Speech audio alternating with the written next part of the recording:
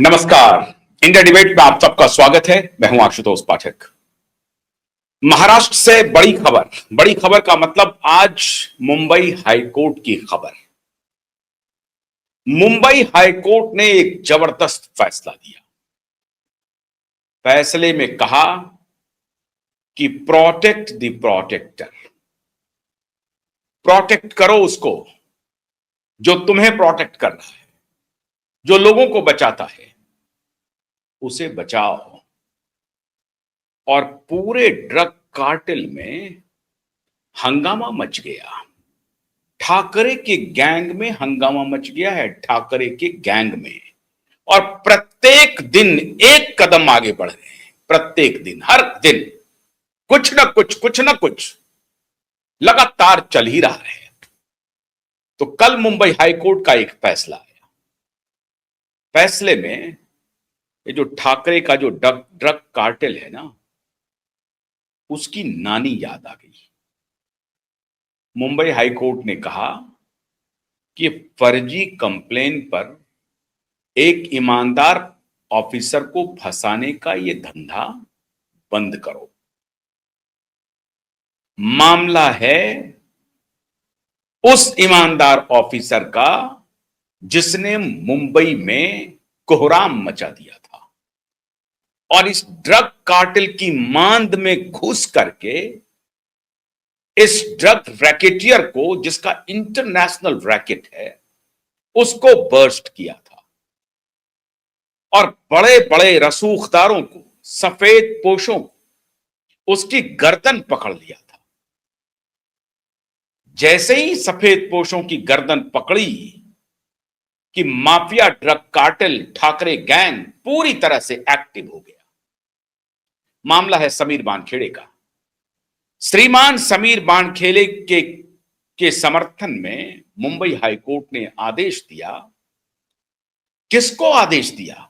दुर्भाग्य देखिए, जिस डिपार्टमेंट में वो हैं, जिस डिपार्टमेंट के भ्रष्टाचारी अधिकारियों के खिलाफ उनका एक्शन चल रहा था और अपनी ड्यूटी पूरी कर्तव्य परायणता के साथ समीर बानखेड़े निभा रहे थे, तो उस ईमानदार ऑफिसर के चारों तरफ चक्रव्यूह तैयार किया गया उसे फंसाने के लिए। ये वही समीर बानखेड़े हैं जिन्होंने हिम्मत की रिया चक्रवर्ती को गिरफ्तार करने का, जेल भेजने का, रिया चक्रवर्ती के भाई शोभित चक्रवर्ती को गिरफ्तार करने का। सीबीआई का पूरा अमला रिया चक्रवर्ती को गिरफ्तार नहीं कर सका। पूरा अमला। क्यों? सलमान खान के इशारे पर सीबीआई काम कर रही थी। ये पावर गैलरी में चर्चा है, सबको मालूम है ये बात। हर गली चौराहे पर यह चर्चा होती है कि सलमान खान इस पूरे प्रकरण को मैनेज कर रहे थे पर्दे के पीछे से। अब सच्चाई क्या है ये तो सीबीआई बताएगी और सलमान खान बताएंगे। लेकिन चर्चा यही है कि जिस प्रकार से जिया खान के केस को पर्दे के पीछे से सलमान खान ने लीड किया और सूरज पंचोली को बचाने का काम किया, उसी तरीके से इस केस में भी रिया चक्रवर्ती और उसके भाई शोभित चक्रवर्ती को बचाने के लिए एड़ी चोटी का जोर लगा दिया। और यही कारण रहा कि 5 साल के इन्वेस्टिगेशन के बाद भी सेंट्रल ब्यूरो ऑफ इन्वेस्टिगेशन तथा कथित सीबीआई ने रिया चक्रवर्ती को कभी भी कस्टडी में लेने की जहमत नहीं उठाई। अगर चाहती सीबीआई तो फौरन से पेशतर सिर्फ नारकोटिक डिपार्टमेंट के टिप्स पे, उनके फीडबैक पे उसे उठा लेती, लेकिन नहीं उठाई। लेकिन हिम्मत दिखाया समीर बानखेड़े ने रिया चक्रवर्ती को गिरफ्तार करने का। रिया चक्रवर्ती कोई मामूली खिलाड़ी नहीं थी। रिया चक्रवर्ती वो खिलाड़ी है इस पूरे ड्रग नेटवर्क का, इस ड्रग कार्टेल का, जिसके तार 7 समंदर पार जुड़े हुए हैं। और पूरी जिम्मेदारी के साथ मैं ये बात कह रहा हूं। इसीलिए रिया चक्रवर्ती को बचाने के लिए पूरा अमला दिल्ली से मुंबई तक एक हो गया। बड़े बड़े कार्यालय इसमें शामिल हैं। पूरी जिम्मेदारी से कह रहा हूं, आज उस कार्यालय, जितने बड़े बड़े कार्यालय हैं जो रिया चक्रवर्ती को बचाने का धंधा कर रहे हैं, वो सारे के सारे एक्सपोज होंगे।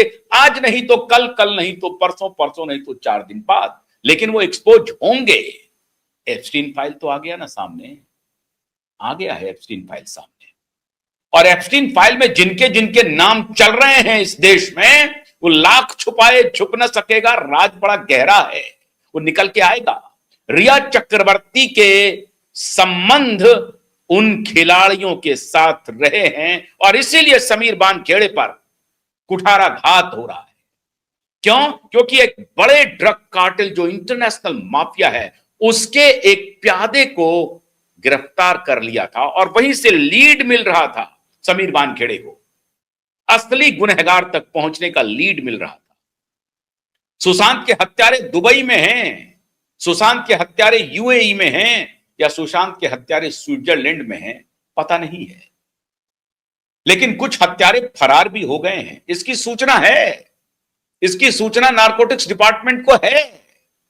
लेकिन पूरा अमला, पूरी राजनीति, ये नंगी बेशर्म राजनीति पूरी तरह से एक्टिव हो गई समीर वानखेड़े को फंसाने के लिए। क्यों? क्योंकि उसको पता चल गया कि असली किंगपिन तो यहां पर रिया चक्रवर्ती उसका भाई है, डिनो मौर्य है, सूरज पंचोली है, सलमान का गैंग है, और उसके ऊपर ठाकरे का हाथ है, आदित्य ठाकरे का हाथ है।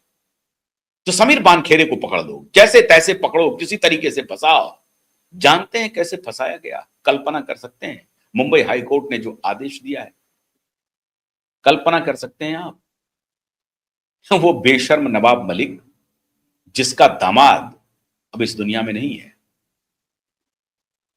दामाद जिसका इस धंधे में पकड़ाया था, उस नवाब मलिक ने, क्योंकि वो मंत्री था, यहां तो कोई भी अपराधी मंत्री बन जाता है, अपराधी पृष्ठभूमि का मंत्री बनना उसके लिए समझिए कि एक्स्ट्रा करिकुलर एक्टिविटीज है, वो एक एडेड एडवांटेज है उनके लिए। अगर कोई अपराधी प्रवृत्ति का है तो उसको फौरन से पेशकर कैबिनेट में जगह मिल जाएगी, और वो भी महाविकास अघाड़ी की अगर सरकार हो तो फौरन से पेशकर, क्योंकि सचिन वाजे को भी फौरन से पेशकर अपॉइंट कर लिया गया था।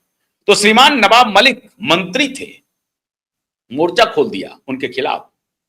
क्यों? क्योंकि उनके दामाद को भी गिरफ्तार किया था समीर वानखेड़े ने। ऐसे हौसला वाले ऑफिसर, ऐसे ईमानदार ऑफिसर, जिन्होंने बड़े बड़े रसूखदारों के कॉलर पकड़े, तो रसूखदारों में हड़कंप मच गया और कहा कि अगर इसको नहीं रोकोगे तो ये तूफान है, पता नहीं इस तूफान में कौन कौन उड़ जाओगे। तो इसे पकड़ने के लिए, इसे फंसाने के लिए सारा षड्यंत्र किया गया, और षड्यंत्र भी इतना बीभत्स जिसे मुंबई हाईकोर्ट ने नंगा कर दिया, नंगा कर दिया। कल मुंबई हाईकोर्ट ने नंगा कर दिया। मुंबई हाईकोर्ट में जस्टिस गडकरी ने कहा कि एनोनिमस लेटर पे तुम 11 सम्मन दे रहे हो, 2023 से 2024 तक 11 सम्मन। कौन दे रहा है सम्मन? नारकोटिक्स डिपार्टमेंट दे रहा है, जिस डिपार्टमेंट के वो डायरेक्टर हैं, अपने ही डायरेक्टर के खिलाफ नारकोटिक्स डिपार्टमेंट सम्मन भिजवा रहा है। रसूख देखिए कितना बड़ा है। एनोनिमस लेटर, अननोन पत्र आ रहे हैं, किनके खिलाफ? समीर वानखेड़े के खिलाफ। क्या कि समीर वानखेड़े हमें परेशान कर रहे हैं, हमसे उगाही कर रहे हैं, हमसे ये कर रहे हैं, हमसे वो कर रहे हैं। एनोनिमस पत्र है, अगर हिम्मत है तो सबूत के साथ आते। किसको पत्र लिख रहा है? नवाब मलिक को। नवाब मलिक कौन है? महाविकास अघाड़ी में मंत्री है, मतलब मंत्री के पास कोई एनोनिमस पत्र आ रहा है, अननोन खत आ रहा है, और उस खत को वो नारकोटिक्स डिपार्टमेंट को प्रेषित करते हैं श्रीमान नवाब जी मलिक, और कहते हैं कि इस पर नोटिस भेजो। हाईकोर्ट ने कहा कि आपने कोई तहकीकात नहीं की, जो खत आ रहे हैं वो कहां से आ रहे हैं। आपको सबसे पहले खत की विश्वसनीयता की जांच करनी चाहिए कि ये जो आरोप लग रहे हैं, पहले उसके फीडबैक आपको ले लेने चाहिए, उसके सबूत इकट्ठा करने चाहिए, और फिर आपको अपने अधिकारी के खिलाफ सम्मन भेजना चाहिए। आप एक सम्मन, चलिए गलती से भेज दिया आपने, कोई बात नहीं है, आप पूछताछ करना चाहते थे, 2 सम्मन भेज दिया, 3 सम्मन भेज दिया, 11 सम्मन एक अधिकारी को भेज रहे हैं, अपने डिपार्टमेंट के अधिकारी को। ये दिखलाता है कि दाल में काला नहीं, पूरी दाल काली है। मुंबई हाईकोर्ट ने कैटेगोरिकली कहा, पूरी दाल काली है। 11 सम्मन एक ईमानदार ऑफिसर को अपने ही डिपार्टमेंट के लोगों द्वारा भेजा जाना सवाल खड़ा करता है कि उस एनोनिमस खत का कोई जांच नहीं हुआ, कोई जांच हुई नहीं, उस अननोन पत्र के ऊपर कोई सबूत इकट्ठा नहीं किया गया, इंटरनल इंक्वायरी नहीं हुआ, प्रिलिमिनरी इंक्वायरी नहीं हुई, और उसके पहले ही आपने अपने अधिकारी को सम्मन भेज दिया, और 11-11 सम्मन लगातार हैरेस करने के लिए।